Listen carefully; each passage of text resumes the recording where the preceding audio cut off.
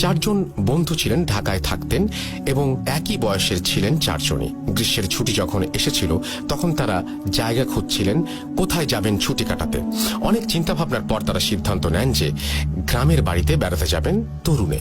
তরুণ ছিল চারজনের মধ্যে একজনের আত্মীয়র বাড়ি।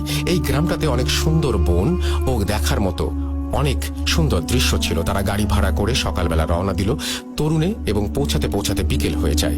ওখানে পৌঁছানোর পর গ্রামের মসজিদে নামাজ পড়ে তারা বিশ্রাম নেয়। যদিও সন্ধ্যা আর তেমন বাকি নেই, তবুও তারা সিদ্ধান্ত নেয় যে আজকেই তারা বন ঘুরে দেখবে এবং সন্ধ্যার পরও তারা ওই বনে সময় কাটাবে। তাদের মধ্যে একজন ছিল ভীতু এবং সহজেই ভয় পেত সে। তিনি এই ব্যাপারে একটু অসম্মতি জানালেন এবং বললেন যে তো আগামীকাল গেলেও তো হয়, আজকেই কেন যেতে হবে? আজকে যে যেতে হবে এমন তো নয়। কিন্তু অন্যরা সাহসী থাকায় তারা বলেন যে না, আজকেই যাওয়ার ইচ্ছে অনেক, তাই আর দেরি না করতে, এবং তুই যদি বাড়ি যেতে চাস তাহলে থেকে যা, আমরা যাব। সিদ্ধান্ত অনুযায়ী তারা সকলে রওনা দেয় বনের ভেতরে। বনে প্রবেশ করার রাস্তায় তারা যখন যায় তখন একটা লোককে দেখতে পায় এবং লোকটা তাদেরকে জিজ্ঞেস করে তারা কোথায় যাচ্ছে এমন সময়। তারা বলে এই বনটা তো অনেক সুন্দর, তাই আমরা একটু দেখতে যাচ্ছি। ওই লোকটা তাদেরকে যেতে মানা করে এবং বলে কিছুক্ষণ পরই তো সন্ধ্যা নেমে আসবে, সন্ধ্যার সময় বনে প্রবেশ করা ঠিক না। কারণ জানতে চাইলে তিনি শুধু বলেন জায়গাটা তেমন ভালো নয়, কিন্তু আর কিছু বলেননি ওই লোকটা। তারা ওই লোকটাকে ধন্যবাদ জানিয়ে যেতে থাকেন বনের দিকে। লোকটার কথা অমান্য করি। তারা ভেবেছিলেন যে হয়তো লোকটা মনে করেছিলেন তারা হারিয়ে যাবে, এই ভয়ে নিষেধ করেছেন। প্রবেশ করার পর ঘুরতে লাগলেন তারা। গাছপালা, হাওর বাওর সবকিছুই নাকি অনেক সুন্দর ছিল। তারা মুগ্ধ হয়ে গিয়েছিলেন। কিন্তু আরো কিছুক্ষণ পরেই সন্ধ্যা নেমে আসলো এবং মনে হলো অনেক দ্রুতই আকাশ অন্ধকার হয়ে গিয়েছিল। আর কিছুক্ষণ হাঁটার পর তারা সিদ্ধান্ত নিল একটু বিশ্রাম নেবে। একটা গাছের তলে তারা বসতে চাইল। এরপর তারা ওই বনে থাকবে কি থাকবে না এই সব নিয়ে গোল হয়ে আলোচনা করছিল। ঠিক এমন সময়ই তাদের আশেপাশে কে যেন শেয়ালের ডাক দিতে লাগলো। ডাকটা এমন ছিল যে শেয়ালের ডাক বলা ঠিক হবে না, বরং অনেকটা মানুষের কণ্ঠের মতো মনে হচ্ছিল যে মানুষই মনে হয় শেয়ালের ডাকটি দিচ্ছে। তাই শব্দটা ছিল ভয়ঙ্কর এবং শোনার পর তারা কৌতূহল বশত ওইখানে যায় কি হয়েছে দেখার জন্য। এবং কিছু না পাওয়ার পর তারা আরেকটা শব্দ শোনে, একই রকম কিন্তু এইবার অপর দিক থেকে আসছে। তখন তারা ওই দিকে যেতে চায়, কিন্তু তাদের মধ্যে সবচেয়ে বেশি যে ভয় পায় সে একটু দূরে দাঁড়িয়ে একটা কুড়ালের শব্দ শোনে, যিনি কুড়াল দিয়ে খুব দ্রুতভাবে অনেকগুলো গাছে আঘাত করছিলেন। এটা দেখে সে একটু ভয় পায় এবং ওনাদের বন্ধুদেরকে ডাকে। তার বন্ধুরা শব্দের কারণটা বের করতে পারে এবং তার কাছে যায় এবং জিজ্ঞেস করে কি হয়েছে। তখন ওই ছেলেটা কুড়ালিটিকে দেখিয়ে দেয় এবং বন্ধুদেরকে বলে যে এই সময় তো এখানে গাছ কাটার কথা নয়। তাছাড়া ওই লোকটার আচরণ অনেক অদ্ভুত। সাধারণত কেউ একটা গাছ কাটলে সময় নিয়ে পুরো গাছটা কাটে, কিন্তু তিনি সব গাছে আঘাত করে যাচ্ছেন, যেন মনে হচ্ছিল তিনি শত্রুদের ধ্বংস করতে গেছেন। বন্ধুরা সিদ্ধান্ত নেয় তারা একত্রে যাবে এবং ওই কুড়ালির কাছে যাবে এবং তাকে জিজ্ঞেস করবে। তারা যখন কুড়ালিটার দিকে একটু এগোতে লাগলো তখন তারা দেখতে পেল যে যেসব গাছে উনি আঘাত করছিলেন কুড়াল দিয়ে, সেসব গাছগুলোর মধ্য থেকে রক্ত বের হচ্ছে। তারা স্পষ্ট দেখতে পেল লাল রক্ত গাছগুলো থেকে বেরিয়ে আসছে। এই দৃশ্য দেখার পর ভীতু হয়ে ছেলেটি প্রচুর ভয় পায়। যে ভীতু ছিল সবচেয়ে বেশি, সে সবচেয়ে বেশি ভয় পায়। তাদের মধ্যে দুজন যাওয়ার চেষ্টা করে কুড়ালির কাছে, কৌতূহল বসে। তারা যখনই যায় গিয়ে দেখতে পায় যে কুড়ালিটি আর সেখানে নেই, কোথায় যেন উধাও হয়ে গেছে।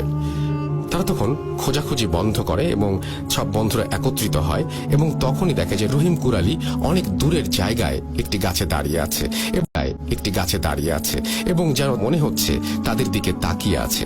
তারা এটা দেখে আরো বেশি ভয় পায়, কেননা রহিম সাহেব যেখানে আগে দাঁড়িয়েছিলেন সেখান থেকে অনেকটা দূরে দাঁড়িয়ে আছেন।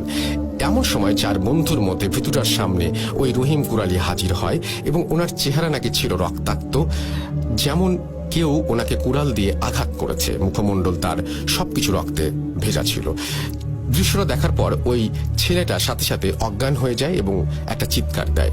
তার সাথে যে বন্ধু দাঁড়িয়ে ছিল সেও ভয় পাওয়ার কারণে দৌড়ে একটা গাছের পেছনে পালিয়ে যায়। ছেলেটা চিৎকার শুনে তার দুই সাহসী বন্ধুরা চলে আসে এবং তারা দেখে বন্ধু অজ্ঞান অবস্থায় এবং কাছেই ওই কুড়ালিটাকে দেখে। রহিম কুড়ালি ওইখানে দাঁড়িয়েছিল এবং তাদের দিকে তাকিয়ে হাসছিল জোরে জোরে। তার হাসিটা ছিল অন্যরকম একটা হাসি, সুরটা ছিল অনেক গাঢ় এবং বয়স্ক কিন্তু বাচ্চাদের মতো অনবরত সে হেসে যাচ্ছে। তার দুই বন্ধুকে দেখতে যে বন্ধুটা পালিয়েছিল সেও এসে পড়ে তাদের দিকে। তারা তিনজন কোনো রকমে অজ্ঞান ছেলেটাকে উঠায় এবং কাঁধে করে নিয়ে যায়। তারা হাঁটার চেষ্টা করে বন থেকে বেরিয়ে যাবার জন্য। হাঁটার সময় তারা জোরে জোরে দোয়া পড়তে থাকে এবং প্রার্থনা করতে থাকে যাতে ওই অশরীরী জন্তুটা চলে যায়। তারা যখনই দোয়া পড়তে শুরু করে তখনই নাকি অদ্ভুত হাসিটা থেমে যায়। তারা অনেকক্ষণ যাবৎ হাঁটার পর বন থেকে বের হতে পারে না। বারে বারে তারা পথ ভুল করে কোনো এক কারণে। অনেকক্ষণ এরকম যাওয়ার পর তারা শেষে বন থেকে বের হতে পারে। বের হওয়ার পর সাথে সাথে কাছের মসজিদে চলে যায় এবং সেখানে ইমাম সাহেব সহ আলো অনেক লোক জড়ো হলে তারা তাদেরকে সবটা খুলে বলে এবং প্রথম থেকে শেষ পর্যন্ত ঘটনা বলে। ঘটনা শুনে তেমন কেউ অবাক হন না এবং ইমাম সাহেব আমাদেরকে বললেন যে আমাদের ওই লোকটার কথা শোনা উচিত ছিল যিনি আমাদেরকে সন্ধ্যায় বনে প্রবেশ করতে মানা করেছিলেন। তারপর তিনি আমাদের এসব ঘটনা ঘটার কারণ জানালেন। তিনি বললেন যে অনেক দিন আগে এই এলাকায় একজন কুড়ালি বাস করতেন যার নাম ছিল রহিম। তিনি অনেক ভালো মানুষ ছিলেন। একদিন তিনি কাজ করছিলেন স্বাভাবিকভাবে মনের ভেতরে।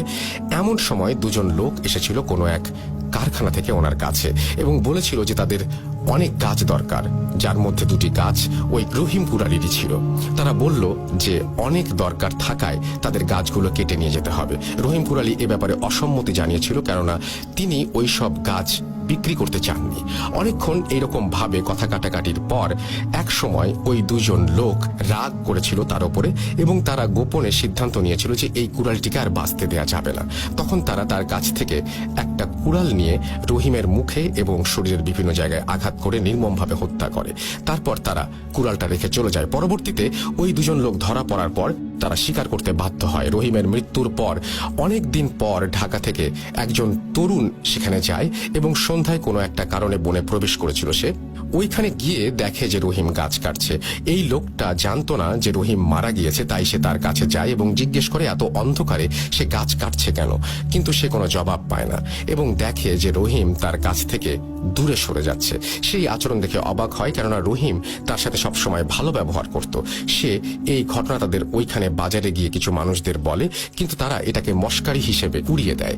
তারা তাকে জানায় যে রহিম তো বেশ অনেকদিন আগেই মারা গেছে, তাকে হত্যা করা হয়েছিল। এই কথা শুনে লোকটা ভয় পায় এবং বলে যে অসম্ভব, আমি যদি সত্যিই তাকে দেখি আমার মনের ভুল হতে পারে না।